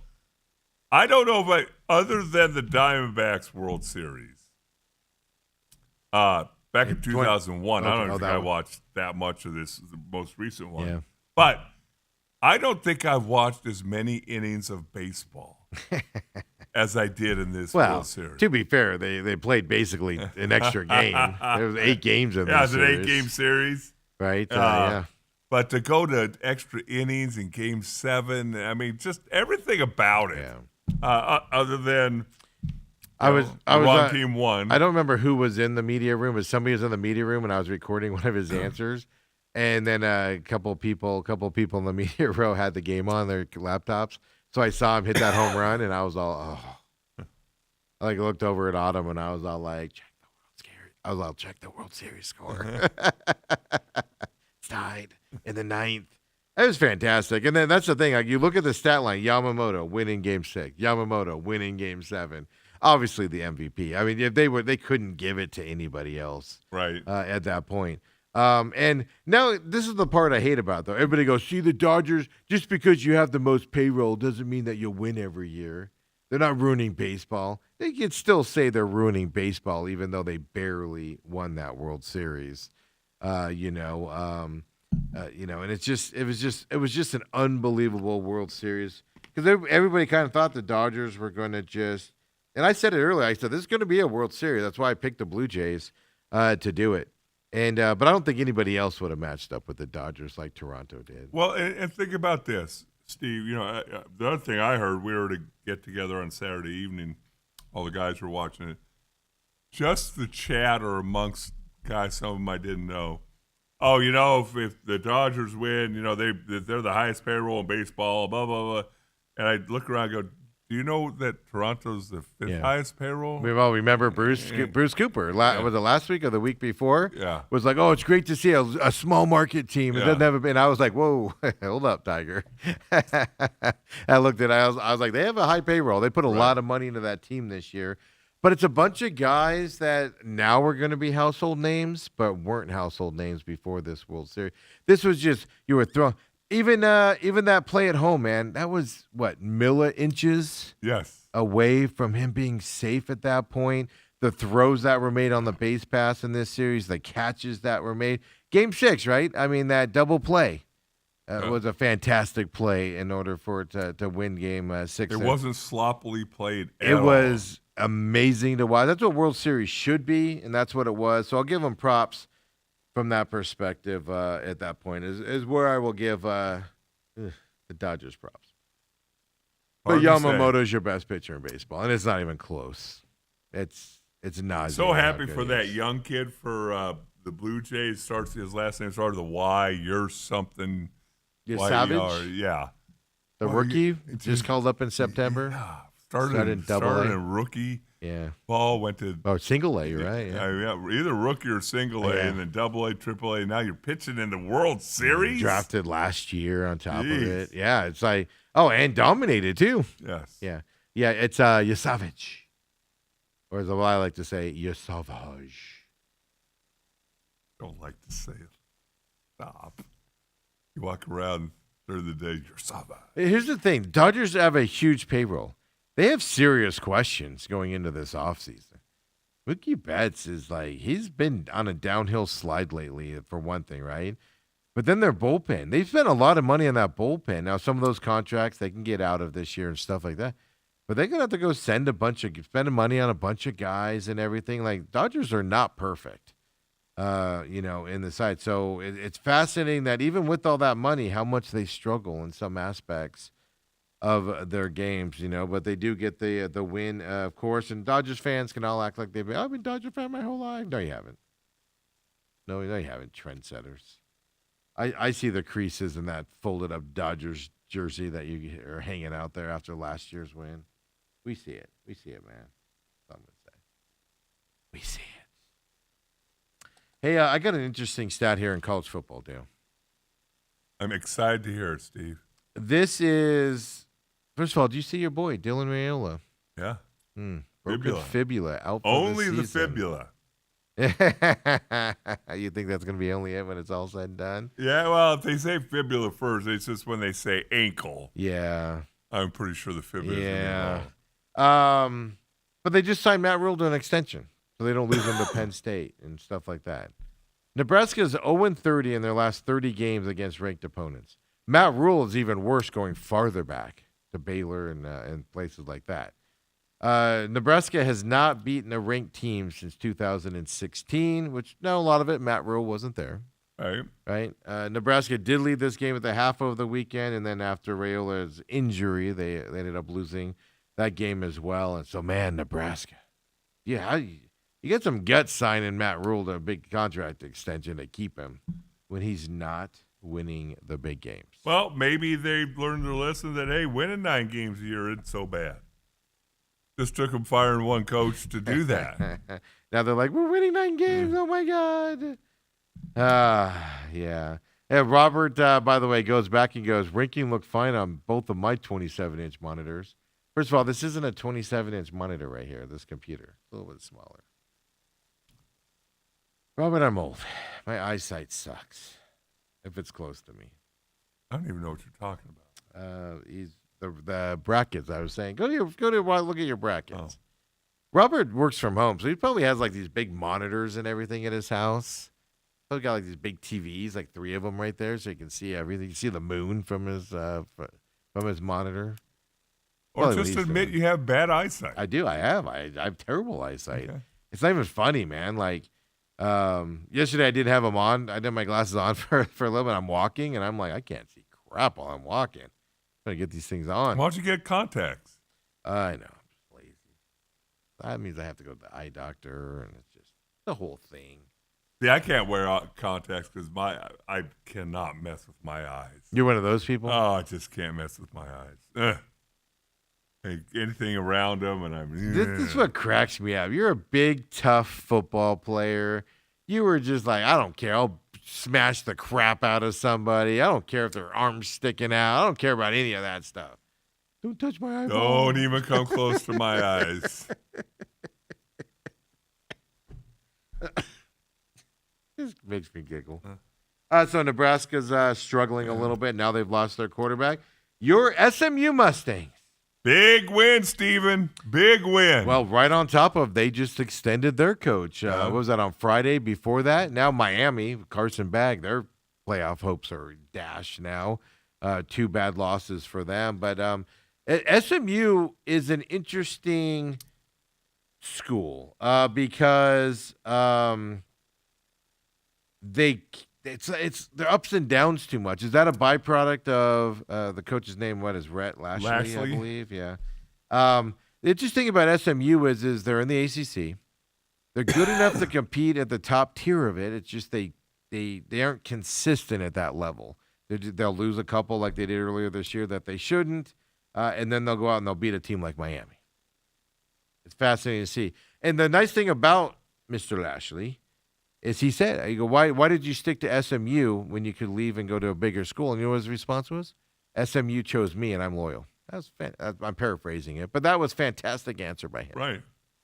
I think a lot of these coaches are realizing, a la Kenny Dillingham, it's not good to go. I'm not going to leave SMU where I'm wanted, I'm needed, we can have success here, to go to a Florida or an LSU, for instance, and stuff like that. And get my brains beat in, and then get fired in 3 years. Well, see, I Who think wants the that? thing about SMU, a couple things. Number one, it's a small school in Dallas. So it's a big city, small school. You can have a 500 season, and people aren't going to be losing their ever-living mind. But you do have a ton of people that have money who are now reinvigorated towards SMU football. Yeah. And so the future can be, you can see it could be pretty bright there in Dallas. Yes, and you have the support, right? Yeah. They're 4-1 in the conference. SMU is 6-3 overall. So even though they made the playoff last year, like ASU, they're not going to make it this year. But that's still, like you said, that's success for them. They're better than Miami. They're better than Florida State right now. They're better than North Carolina, but almost everybody is. College football, stalwarts in the ACC. They're better than Syracuse, Boston College. They're better than Clemson. Woo, Dabo Swinney's losing his mind. Did you see the end of that game? Get the pass interference call? Yep. I understand why the refs threw it. Would I have thrown in that situation? Probably not. But to say it was the worst call he's ever seen in football, no, excuse me, Mr. Sweeney. We've seen your play calling. That is way more egregious than anything the refs did in that game as well there, right? So, but in terms of SMU, I mean, good job for them, and they're keeping their coach, because there was a danger of them losing that coach to a bigger school, and now hopefully they've got him. We got him locked up, and then how do they reward him? Overtime win. It was overtime, right? Yes. Overtime win over Miami. I didn't get to see that game because obviously I was watching the ASU game, but Ethan texted me and goes, SMU wins, and I went, over Miami? Yeah. Did we pick that game? No, we did not, because I thought it was going to be a blowout, Miami, so I didn't pick it. Throw up the show picks for college football, if you would, Kobe, as well. Let's get this garbage out of the way before we talk about ASU. Going into a bye week this week, and there you go. Man, we suck. Ooh. At least the 2 games we did get right were huge blowouts. How about Utah and them Arizona. Wildcats, Steven? How about them Wildcats? It might, for yours and Bruce Cooper's bets. Don't forget, Bruce Cooper joins us on Tuesdays. With your guys' bet here, this might come down to the ASU U of A game. Who has the better record? Well, did West Virginia end up winning yesterday? They did. They beat Houston. Yeah. Mm. They're terrible. But now they come here. Yes. Bye week this week. West Virginia here. Then ASU goes to Colorado, which they're falling apart. Wow. And then, Coach Dion, Coach Prime doing what he does, started blaming exterior forces and made no players available to the media because he's accusing the media of treating his players wrong or whatever nonsense and drama is happening in Boulder right now. And then, of course, Arizona's after that. But I will say this. We both picked Iowa State in this game up there because the weather moving in, early start, a lot of reasons we did it. Jeff Sims. We'll talk about that game in a minute. But I did place a bet, 7.5 points. I put $10. I did my normal $10. I did $10 instead of $5 on ASU to cover that spread there. So at least I made money on ASU, even though I picked them wrong here. Tennessee, we picked the letdown game wrong. Yeah, but Oklahoma's bit us in the butt last couple weeks. Yep. But Vanderbilt came back in that game, but they were getting destroyed by Texas. And I was we were hanging out with a friend, and the media center was covering NASCAR as well, and big Texas. And I was like, oh, at least Texas won. And she goes, well, Vanderbilt came back. And I was like, Vanderbilt came back. So I actually looked it up. I was like, oh my God, Vanderbilt did come back. I knew they made it closer, but I didn't realize it was that close for them. But Texas might be waking up a little bit here too. Real quick, the Colorado Buffaloes the last 2 weeks have been outscored 81-7 in the first half. Got destroyed by Utah the week before. Wow. Never in either game. Kickoff happened, and you might as well just ended the game. Wow. And Coach Prime sitting there saying things like, oh, quit going after my coordinators, quit going after my players, you come after me. Well, Coach Prime, since you don't call the offensive plays, Pat Shurmur does. Since you don't call the defensive plays, you have that other NFL guy that does, and I just forgot his name. There's a reason they're going after your coordinators. Just because you're the figurehead and don't make the play calls and you don't coach that way. That's why they're going after your coordinators, Tiger. Again, I didn't watch a whole lot of the Colorado game, but they benched their starter. Yeah. They bring in a guy named Ryan Staub. I wonder if he's Rusty Staub's son. They've been playing quarterback roulette all year. Their first quarterback looked decent in the first couple games, and they benched him and it was just like, I don't know. Well, they benched him for Ryan Staub, who was also benched after both his passes were intercepted in the third quarter. Yeah. Wow. That was an ugly game. Arizona. Colorado kids just aren't going to get up to play the rest of the year. I don't care. I just don't care. And then Dion, I obviously don't have the relationship that you have with Dion, but it's just he thinks he's magical or something. Afterwards, he's like, if you got a dog in you, come here to Colorado and help us fix this. And if you're a cat, you got to see that scoreboard and run away. So how are they being coached? How are they getting to the pros? Name somebody besides Travis Hunter that you got to the pros and sustaining success since you've been a head coach in college, Dion. Yeah. Because Shadeur's not it. Other than Travis Hunter, who have you gotten to the pros and that have developed to get into the pros? Well, his son. I said Shadeur's not it. He went to the pros. Okay, great. We can get you to the pros and not even play on the practice squad. It's still the pros. It's embarrassing from that perspective, and our picks aren't much better. Our picks suck. I'm gonna go opposite of you now. From now on, you're gonna pick. I used to have a little mid-season lull, and then once the games start getting important, when the calendar turns to November. Yeah, that is true. You do that. Arizona State. What was the biggest surprise of Arizona State's victory Saturday morning in Ames, Iowa? 270 yards from their quarterback on the ground. 228 to be exact, yes. My goodness. 228 rushing yards, 177 passing yards from Jeff Sims. Everybody that has blasphemy on Jeff Sims, you better be issuing apologies today. What a game. Nobody saw that coming. Nobody. Game. He drives you nuts, though. He fumbles the ball occasionally, right, through that interception, and you're just like, man, come on, knock it off. Here's the thing.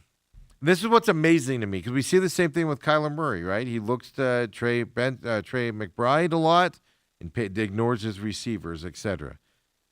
Sam Levitt looked for Jordan Tyson and only Jordan Tyson on that field. Jeff Sims, Mateer, 6 receptions, 68 yards. Jalen Moss, who's been non-existent this year, partly because of injuries, 3 catches for him, 52 yards. McLean, second week in a row here that he's had a good game. 2 catches, 49 yards for him on that perspective.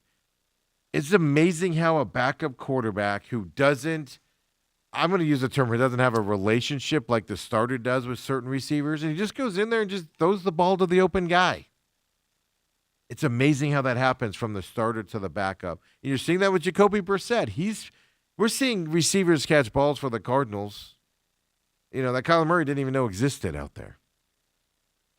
It's amazing how a backup quarterback can go in and all of a sudden the ball gets spread around. I mean, maybe you can explain it to me. Only thing I can explain it to is, like Sam Levitt and Jordan Tyson have a really close relationship. He's like, I'm going to take care of you, man. I'm going to take care of you. And that's all you're comfortable with them. So that's all you're looking for out there. Well, the backup's like, I haven't thrown any of these guys. I think it goes to, I know like in the NFL, you'll see a backup come in and throw to a backup kind of wide receiver because that's who he's worked with the most. Yeah. He has trust in him. Yeah, he doesn't get to throw to, like when Jason Garrett come in, and all of a sudden there'll be an Alvin Harper who's the leading receiver, and another guy, Kelvin Martin, who's a wide receiver or the leading receiver, and Michael's catches go down a little bit. Yeah, it's an amazing thing to watch. It just really is when you're seeing it. But again, other than Riley Brown had 16 carries for 64 yards. So ASU got the running game going. Where's Udo, man? You hyped this kid coming over from Army. Yeah. He had a heck of a year last year. No, it's just not giving him a chance out there. Because when Riley Brown he gets yardage when, and opportunities and things. He just does not impress me as a runner. He runs to stutter step. You need that power back, and that's Udo. I'm using that as an example to say this coaching staff obviously has their favorites. Let me put it that way in terms of who's playing, who's not. Now, we're not at practice, so we don't know some of those details. But if you're purposely keeping a kid out of a game, there's something happening behind the scenes. Yeah, but maybe they're not purposely. Maybe he's not. His social media gives you the impression he is not unhealthy. Oh, right. Because afterwards he's posting emojis and stuff like that. Oh, really? They give you the impression he's like, oh, well, all right. I'm gonna go back to Army. I'll show you. But Jeff Sims, what a game there! Bye week coming up this week as well. I mean, that was the most impressive thing that nobody saw coming was Jeff Sims' offensive output. It was fun watching ASU play a team in Iowa State that shoots themselves in the foot constantly. A team like Arizona State, once they get rolling, then something brings them back. That was kind of fun to watch from it happening to the other team for once. But it still wasn't good. I mean, these penalties for ASU are just making this unwatchable. They had 8 penalties for 85 yards at halftime. Now they cleaned it up. They had 11 for 119. So a lot less penalties in the second half. But still some big ones. Yes. 11 for 119 in penalties, though. This is getting ridiculous by this team. And then just the special team side of it. It's just, and to see they have special teams problems, it was kind of like, oh, thank God we're not the only ones. And the other thing that impressed me was that weather was garbage there, right? Rainy. So we had to switch to, and it was interesting because we had to switch to the radio, obviously, when we were driving to Avondale. And, I'm not the biggest Tim Healy play-by-play guy on the planet. But, man, it was him and Van Raspoor's pause at just the right time. It's like, you're like, oh, he throws the ball and it's God, oh! And it's like, just say it. What are you doing? You're speeding up on the freeway. Come on. Because when you're watching it, you can see it happen. Who cares what the play-by-play guy says? But on the radio, they would like pause for a second and just be like, It was interesting listening to the end of that game. Arizona State is technically alive for the Big 12 championship, by the way. You need BYU to win out.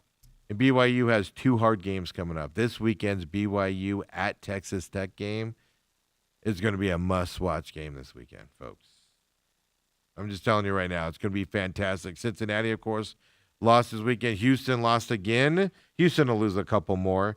Utah's kind of somebody you do have to worry about going on. But you need BYU to win out because BYU is going to beat those teams ahead of ASU.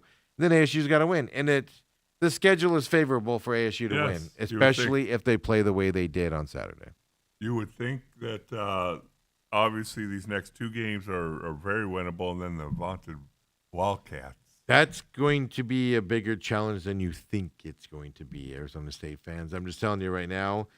From that, hey, Kenny Dillingham after the game, look, he said a lot about injuries, said a lot about the grit of the team. He almost broke down in tears talking about Jeff Sims on the national broadcast after the game, and what he means to this team and how he played. I mean, that's got to be, first of all, on the Jeff Sims side. I didn't like Jeff Sims at Nebraska. He struggled there, right, in terms of moving the ball, accuracy on his throwing, and stuff to that effect. But to not think, and I said it last week, Dale, they interviewed, first time I'd seen Jeff Sims be interviewed by anybody. And I was like, this kid's likable. Yeah. Last week I said that here on this program. And then he goes out there and performs that way. Kenny Dillingham almost breaks down about what he means to the program, after the game. You got to give just a lot of kudos because Jeff Sims takes a lot of arrows. And some of it's rightfully so. For him to perform that way, man, I just, God bless him for that because most 17, 18-year-olds are going to, 19-year-olds are going to, crumble, even early 20s, if they could take that much negativity out there in the world. But Kenny Dillingham, in terms of the bye week this week, said this about what he's going to do to get ready to get to the bye week. And then, of course, going into next week, he said this after the game. They're off till next Sunday. Yeah, never done that, never been around somebody that does it. This has been an emotional season, physically, mentally. These guys need to get away, and they need to come back ready for a 3-game stretch where we can accomplish anything we want to accomplish. So I want these guys to get away. Like I said, this is not just physical. We're banged up. The emotions of this season have been strong. They've been high. So we got to get these guys away, the coaches away, and to come back in this thing, rested mentally and physically. We're going to have a physical practice on Monday when they return so we can get into a normal Tuesday week. That way when we practice, we can be physical, we can be violent, we can be intentful. But, yeah, we're going to take the entire week off. You've been in a bye week situation. Is this the way to handle it? Well, obviously, you won't know until they come and play the following Saturday. Kick off against West Virginia. Most coaches that I've been around, they don't want you gone for more than 3 days. Because, and we used to just marvel at it in Dallas because it's like, what do you think? We're going to forget how to run power? We've only run it 10,000 times in the last 5 years. But not only that, but the other thing that always comes into play from football coaches' mentality is with all that free time, are they going to rest? Are they going to get in trouble? Are there going to be things that go on off the field? You give them the time off, but you still have them come to the facility. I'm sure guys that need treatment will still show up for that. Yeah.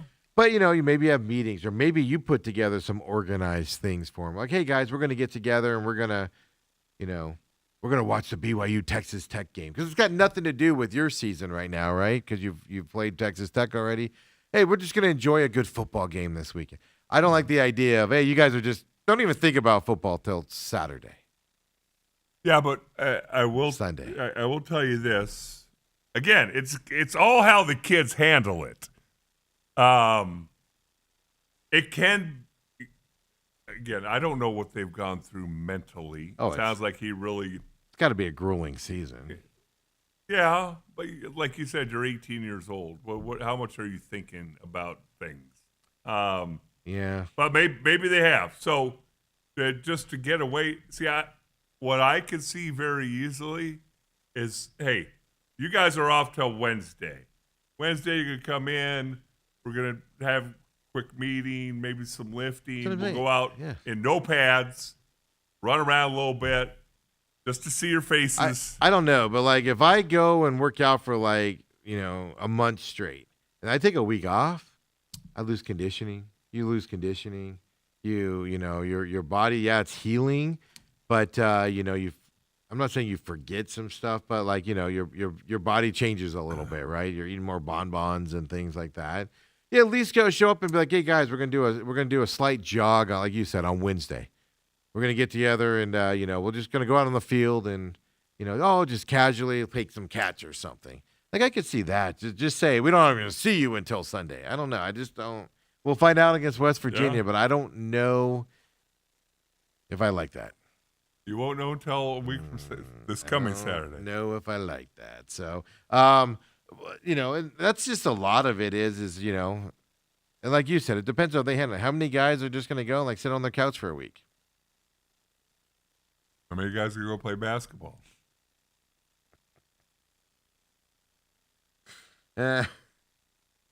Allegedly. All right. So ASU's off this week. Arizona continues their season. We have that matchup here. We'll have to get into that because you and Bruce Cooper can be sweating there. Of course, ASU's bowl eligible now, too. Yes, here's where you know that you've arrived. Arizona's one game behind ASU right Here's where you know you've arrived, Steve. It doesn't happen very often around Arizona State and Tempe. When you become bowl eligible, it is not the talk of the town. Like, there's more out there for us. Yes. They could finish with 9 wins still. They could. And, again, but that's when you kind of know you've turned the corner a little bit. Because in years past, yeah, well, it'd be the Arizona game. Hey, whoever wins is bowl eligible and gets to go play in the Salad Bowl. Yeah, I can book my trip to the Sun Bowl right now, Dale. I'm comfortable in putting that in right now. Whereas before, I have to wait for the Arizona game to book that El Paso trip. Once they took the Embassy Suites out of El Paso, I didn't even want to stop there anymore. Yeah, Arizona's one game behind overall records, 5-3. Arizona's 2-3 in the conference, and Arizona State's 4-2 in the conference as well. Here's the problem that you got, Dale, in terms of, and look, Arizona's offense and defense looked really good. It was Colorado, but they looked really good. Like I said, Arizona's that team this year. They're good enough to beat the really bad teams and destroy them. Colorado's one of those bad teams, but they aren't good enough to compete with the bigger tier team. Now they might be able to compete, like they took BYU to 3 overtimes, 2 overtimes. I would say that's competing, Steve. But they can't beat those teams. Have they done it yet? Have they done it yet? How do you talk about a 3 overtime game and go, well, they can't beat them? They could. Did they lose? They got Kansas this week. Arizona will win this week against Kansas. I'll just tell you right now that Kansas is not a good team, and Arizona can beat the bad teams. 1:30 p.m. kickoff down there in Tucson. And Cincinnati's not impressive to me, but Cincinnati is a top half team in the Big 12. And can Arizona beat that? But the problem with that is it's in Cincinnati on November 15th. So it's going to be a harder game. And I'm going to bet you that's going to be a early start time probably for Arizona in that game, traveling to Cincinnati. Then they got Baylor at home after that before they got Arizona State. ASU's going to have a better record than Arizona to finish this season, Dale. Not after having a whole week off, Steve. Just saying. Did you even know it was daylight savings time this weekend? I did. So that's what sucks about the NASCAR championship race leaving us here. It's because that's how I equate it to daylight savings time. It's because it always happens on the Sunday of the championship race for like the last 6 years. Otherwise, I have no idea. I got up yesterday, picked up my grandkids, took them to church. Hillary's not feeling well, and took them to church. Too much candy? Could have been. And then we went to the Boone Valley for breakfast. They like to go to the club. Yeah, I know. They go, Pop, can we go to the club? And took them home. And I'm looking on my phone for scores. And it's like, games haven't started yet. Yeah, I know. Oh, when I did my things o'clock. to watch thing on a Sunday, I did it on Saturday. And I was sitting there going, 11 o'clock. So I didn't, I had it on my phone, but my times was all screwed up this weekend because, like last night, it was like 7 o'clock and we're leaving the stadium. I'm like, God, it feels like it's midnight right now, man. Yep. You get all messed up. Your timing gets messed up. So I haven't actually experienced tonight's Cardinals game is going to be an interesting one because 6:15 or 6:30 kickoff for that instead of the 5 o'clock one. tonight's game as well. But yeah, no, that's how I equate daylight savings time. And now that the championship race isn't going to be here anymore, goes to Miami next year. I'm not going to have You're no gonna be idea. lost? I'm going to be like, it's I daylight can saving tell you time? one of the dumbest arguments I've ever been in. This happened when I was playing for the Cowboys. Oh, because usually you say it's something I said. So good. All right. And we were playing the Cardinals on this past weekend. Okay, and they're so arguing. we're living in Dallas, playing in Dallas. We come out here Saturday night. If you're anywhere else, you get that extra hour of sleep, and there's nothing better than 11 o'clock at night or whatever. Click it back an hour and go, an extra hour of sleep. But do we're you out sleep here. that extra hour? But we're out here, and there's no time changing. Oh, that's right. And so we spent the better part of Saturday evening to go, so when do we get our hour? Because everybody in Dallas is getting an extra hour. You don't. You miss And then we it. come out here, we don't get the extra hour. Yeah. So we lost an hour of our lives Yeah. coming out here to play. Yeah. That's Sucks to be you. ridiculous. Sucks to be you. Yeah, you're an hour older now. Ridiculous. But we went, no, okay, so we get it. No. Well, He's trying to no. think. No. People got an extra hour of sleep right now because the World Series went to like 12:30 a.m. on Saturday night. Went to like 12:30 a.m. Eastern time, Right. so it actually ended at 11:30 p.m. because they actually hit midnight, moved back an hour. Imagine if you said Mr. So- November. No, he's not Mr. November. Because I was thinking about that on Saturday. I was like, it was like 9:30, and I was like, oh, it's 12:30 Eastern time. That sucks for them. And I was like, no, it's 11:30 Eastern time. So stupid. Thank God we don't change them. But it gets confusing here too, because all last week I was like, okay, because I was talking to people, and they're like, what time's the race start on Sunday night? They're like 12 or so, and I go, no, because of the change, it's 1:30. It's actually 1:30 now, and then they're like, no, it says 12, and I go, no, it's 1 o'clock because it's an hour change. And you're like, and I'm just like, is it 1 o'clock? What time does it start? I don't know. So it's like, just show up at 9, and whenever it starts, it starts. Robert says, while the 228 yards were a lot, talking about Jeff Sims, he says it seems like the 29 attempts were more of a surprise for a QB that is not running the option. No, the whole thing was a surprise. If I had in the bingo card, Jeff Sims is going to run the football a lot and get a lot of yardage on Friday, y'all would have laughed at me. No, if you came on here and said, Jeff's going to have over 20 carries and over 200 yards rushing. Yeah, you guys would have all been like, Steve's on that stuff again. They need to adjust Steve's medication again because he's in the loony bin. That's why it was fun to watch, and that's why it was a surprise to watch, which I enjoy because we haven't had a lot of those games this year. Right. So it was fun to watch them do that as well. Now, here's the thing. Going into West Virginia, Jeff Sims does scare me a little bit running. Like I said, he'll fumble it if he gets hit, things to that effect. But now going up against West Virginia, does that get put into your game plan? I'll put it this way. I don't think ASU went into that game going, Jeff Sims is going to run the ball a lot tonight. Or this morning. Oh, this morning. I think as the game went on, they were like, hey, this is working. Yeah. Let's keep doing it. It's working. If they went into that game and they're like, we're going to have Jeff Sims pound the rock today. I think we all would have been like, wait, what? And see how that goes. When we come back, talk some NFL. Cardinals tonight. We have to make our picks now that we, sort of know the quarterback situation. Interesting. Cardinals, I don't understand the injury designation. I don't understand what they're talking about. And they're a bunch of big fat liars. Let's just put it that way. Or big skinny liars. No, big skinny liars. Come on back, folks. Main event.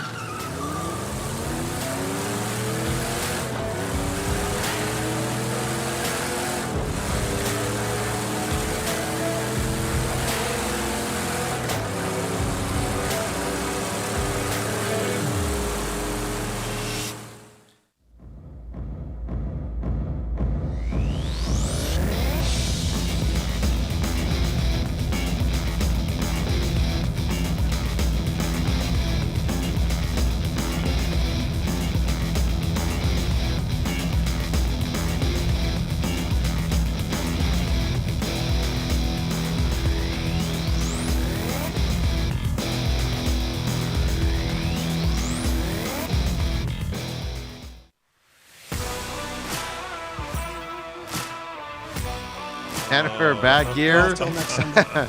I told Dale, man, Never done Cardinals that, should be never been calling around the somebody that Browns does right it. now. It's been an emotional Oh, season. Kenny Dillingham's talking about his emotional season there as well in our ears. Whole week but, off. Love you, Kenny. I just don't know if I like that. They're going to be down 17-0 to West Virginia in that first half of that game. Wow. Here, And till you they will wake be up. all over. What if they're up 17-0? You're going to say it's because Oh, of the I mean, week it's off? the most genius thing I've ever seen. You should give him a week off more often. Give him a week off next week. Yeah. Trade deadlines tomorrow in the NFL. We are going to see trades, which there was a time where you didn't see any trade. The Eagles have made 3 trades in the last week, adding players. If you missed it this morning, they added Jalen Phillips from the Dolphins. They traded him to Philadelphia in exchange for 2026 third-round draft pick as well. So they've added Phillips, Jair Alexander over the weekend, and then cornerback Michael Carter, not the running back from the Cardinals, the cornerback Michael Carter to the Eagles team. And this is just goes back to my whole other side of it. Cardinals have cap space. Cardinals draft picks just aren't working out. And overall, generally. Why are you not trying to improve this team, man? You need cornerbacks. Jair Alexander is not a bad cornerback. Michael Carter's not a bad cornerback. Now, I couldn't handle 2 Michael Carters on the team. My head would explode. But I mean, they're good cornerbacks, and good teams like the Eagles are making trades. Well, therein lies the key. Now, again, you're talking Jalen Phillips. This is the last year of his contract. Yes. So is he a rent-a-guy? But would you give up a third? Well, that's the problem with Cardinals because you're not going anywhere. Because you Eagles see are. them, you see that a lot in baseball. Yeah. To where, hey, we're renting this guy for the second half of the season because we think we have a chance. Yeah, because the Cardinals aren't going anywhere. I understand. But that's why I left Phillips out of it. But, Jair Alexander, you need cornerbacks. You need veteran cornerbacks. I'm just saying. I would rather them go trade for Jair Alexander, Michael Carter, the cornerback, Michael Carter, than I would draft a guy in that spot because those guys can play in the NFL. Those guys are in the NFL. You don't know if a rookie's going to make it or not. I would set the NFL on its head if I ever became a general manager because I'd be trading my picks away like they were right? like gumdrops. I would trade 2 first-round draft picks over the next 2 years for a top-flight receiver right now, or a middle-flight receiver that has good numbers. Upper echelon. That's what I'm getting. Yeah, I'm trying to think of a name off the top of my head. I'm not talking. I wouldn't trade for the top-level guys. But absolutely, because that guy can play, that guy can catch, and he can work in systems. Like a Devontae Adams type player. He's not the superstar he once was on a bad team.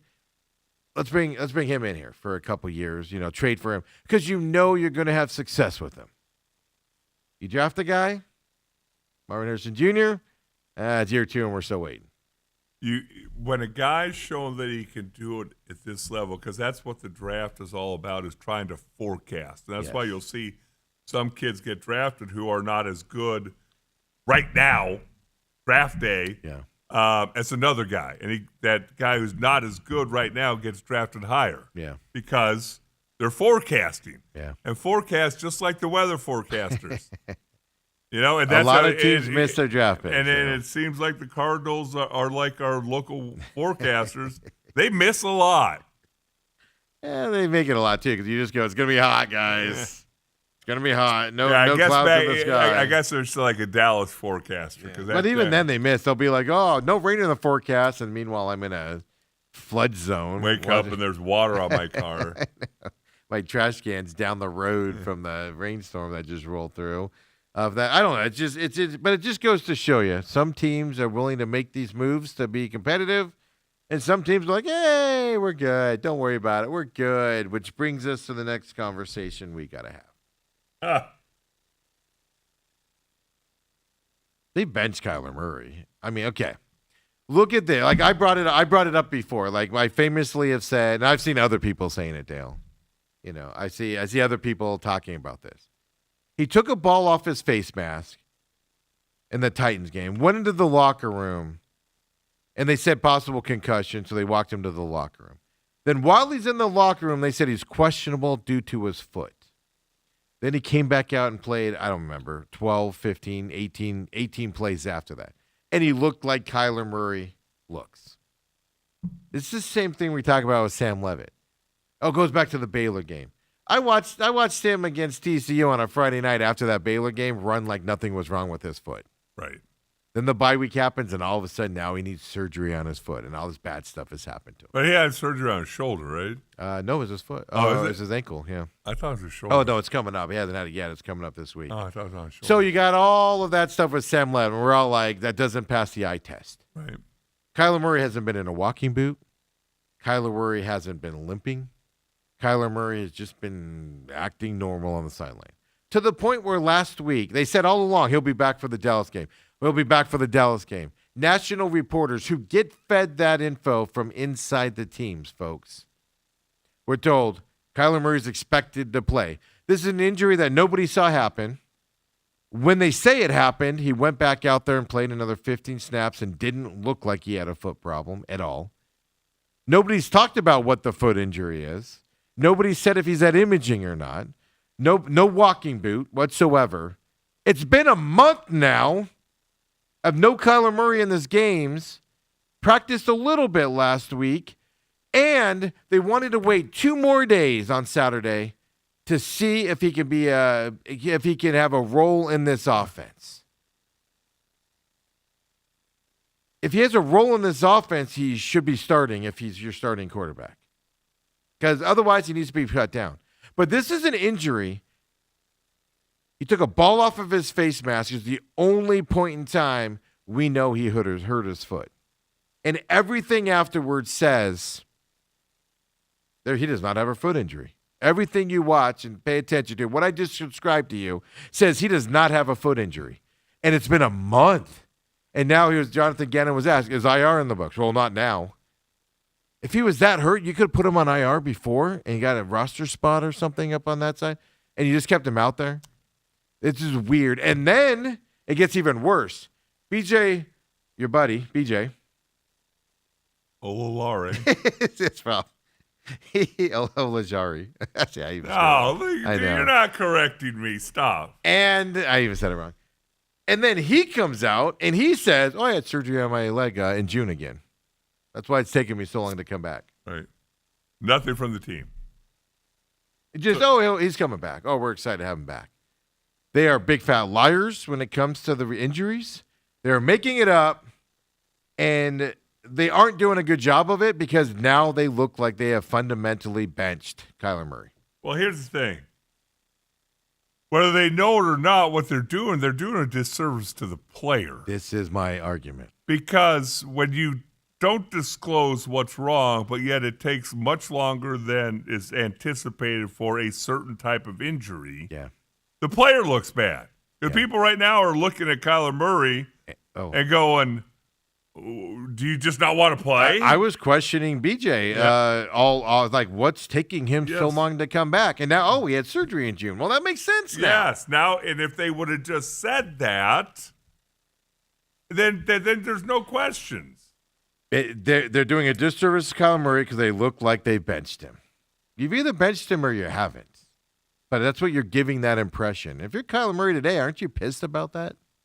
If you can play.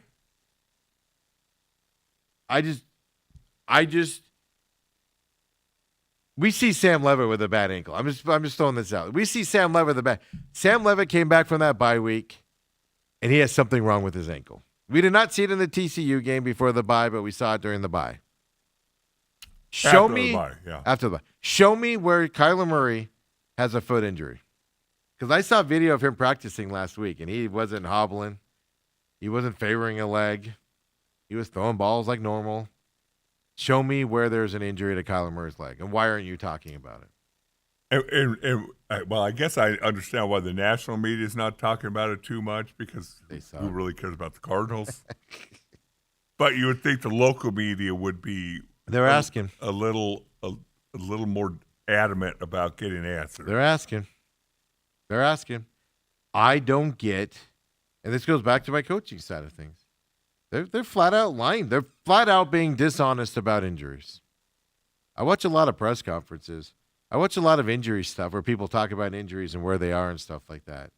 We just saw Kenny Dillingham on a hit on Friday morning just casually say, Sam's out for the season, he's having surgery. And I just dropped it in the middle of a thing. What's the harm in that? Why not disclose? The only reason you hide this stuff is because you want to be dishonest. What is hiding is surgery for BJ in June? What is the purpose of hiding that and not discussing it? And then the player brings it up. That's not gamesmanship. No. That's not, the first 8 opponents now understand they don't have to prepare for BJ. Yes. No. I guess you could say in their minds they're thinking this is gamesmanship, whether you play college. It's not, though. And you look at it from an outsider's perspective, and it's like, really not. I think the Cowboys would rather play against Kyler Murray than Brissett right now. That's issue number one. You know? Yes, that is issue number one. It's just, and I agree with you on that side, but it's been a month of a foot injury that nobody saw happen. And there's been nothing since to show he has an injured foot. That's what's alarming about this. At least put him, like I remember an old Jake Plummer when he was with the Broncos. He hurt his shoulder. And who was the coach back then? It was the guy that looks like a rat. Shanahan's dad. And I remember this story like it was yesterday. And I got to be careful. I might have been told this not publicly. I ask her. It's been enough time. Maybe it was public also. Jake Plummer was told to put a towel over his head and pretend like he had a concussion. Because they wanted the other team to think he had a concussion for next week instead of his shoulder to protect his shoulder so, he wouldn't be targeted and stuff like that. Right? And I think the Broncos ended up getting in trouble for that. So I think it ended up getting public. So I get that gamesmanship stuff. But they didn't even put a walking boot on Kyler Murray. No. To say, hey, his ankle's messed up. Well, it was originally a concussion. Yeah, that's the weird thing. He took the ball off of his face, Dale. He went into the locker room because of a concussion. Oh, he's getting checked for a concussion. And while he was in there, Kyler Murray's questionable with a foot. And we all went, Kyler Murray doesn't have a foot? Because of the way they worded it. And then he went out and played for 18 more plays, 20 more plays, whatever it was. This makes zero sense. And they are leading people, not just me, who gets conspiracy theories sometimes, Dale. They are leading people, one, to say you benched Kyler Murray. They even gave you the impression that Kyler Murray was starting Monday night no matter what. Mm-hmm. So it's either, and if you're a Kyler Murray hater, you're saying Kyler Murray doesn't want to play here. So Kyler Murray's benching himself. I've seen that out there. You're saying you've benched Kyler Murray at this point in the season as well on top of it. What are you doing? And then, like I said, the BJ story was weird. Yep. Where we hear from the player, and it's just like Walter Nolan has been out this whole time. Like, has he really been out? You're leading these question marks there, and you're doing it, and it's adding distractions to your team, and there's no advantage to doing it, Dale. Zero. Again, you look at the Walter Nolan thing. Calf. He didn't practice in training camp. Training camp started at the end of July. It happened right before training camp, yeah. Training camp started at the end of July. Well, we think it happened we were told about it right before training camp. End of August, end of September, end of October. You're telling me it's a 3-month calf or was it an Achilles? Well, that's the thing. And it's Robinson was the same thing last year. Yes. Now, he did have a setback, and we found out about the setback on him, and then his mom died, and then that stuff happened after that. But we did find out about his setback. Is there a setback with Walter Nolan? Why he's not back out there? Yeah, like you said, was it something worse? It's just, I get hiding injuries and things to that effect, but what they are doing and how they're hiding stuff doesn't make sense to what they're doing. And I can get the Cardinals not wanting to come out and say they've benched Kyler Murray. I can understand that. You don't want to do what the Jets did and just bash your starting quarterback, and then the guy that's supposed to start on Sunday hurts his knee in practice and can't go, and you got to go back with that guy. I understand not publicly doing that. It just doesn't. This foot injury does not make any sense. Does not compute. What is happening with all these injuries and the nonsense around these injuries this year? Not just with the Cardinals, ASU, we've talked about it. Diamondbacks, we saw it. It is just like you're making it worse. I don't get it. It's weird. Now, if Kyler Murray goes in the game and has a role tonight, I'm telling you right now, this foot injury is made up bullcrap. Because if a quarterback can go into a game on a couple plays, he can start the game. Right, Dale? What role is he going to have? What you going to do, go in there and run the ball? Oh, he's going to be our guy that runs the ball. I thought his foot hurt. I thought he couldn't start because his foot hurt. He's going to be out. He's going to run for 200 yards tonight, Dale, and his role. I don't get what we're doing here. And I'll tell you this even a step farther. It's making the coaching staff look terrible. Yeah. And this coaching staff is being turned on by the fans, by people like me. We're turning on them because of the way they're handling this stuff. And it makes zero sense why you're doing this, other than, I'll just say it, they don't know what they're doing, Dale. They're showing they don't know what they're doing. And that's disturbing to watch. Throw up the show picks here, if you will. Now, of course, we have to pick tonight's game. We haven't done that yet here because we're waiting for the quarterback situation to happen here as well. But, man, did we kind of suck here in the NFL side. Stupid Steelers beat the Colts. Lions lost to the Vikings. Cats and gloves dogs. I don't regret either of those picks. No, that's Lions losing at home. Both shockers. Yeah, both were shockers. Steelers and Aaron Rodgers before that game. Do you see him? He couldn't grip the ball. He's having a hand issue out there. Bills did what they did last night against the Chiefs. Of course, Seahawks, like I say, Cardinals have them next. Now, Washington did not show. I think Washington's got bigger issues than an injury to their quarterback, who's been injured a lot this year. So Cardinals, Cowboys tonight. I'll redo the graphic. I'll do this graphic and throw who we pick here. Coming into tonight's game, Dale. Right now, we know Jacoby Brissett is starting. We know that the Cowboys defense is god-awful terrible, if not the worst defense in the league, worst defensive in the league. I think we'll see a shootout tonight, which means it'll be a 7-3 ball game. When all said and Isn't done. everything pointing to like a 41-38 game? Which means it'll be a 9-6 winner. All field goals is what we're going to see tonight coming into this. I'm going to go out on a limb here, and I'm going to say Cardinals win this game tonight. I've already got my money put on them. I put my money on them yesterday. In this game, I think Jacoby Brissett, he's due for a win with the way that he's played. I think he's going to go in there and destroy that Cowboys defense. I got Cardinals at like 6.5 points, I think is what I got them at. Right now, they're 3-point dogs going into this game. Maybe it's 5.5. I should look that up before I tell you guys.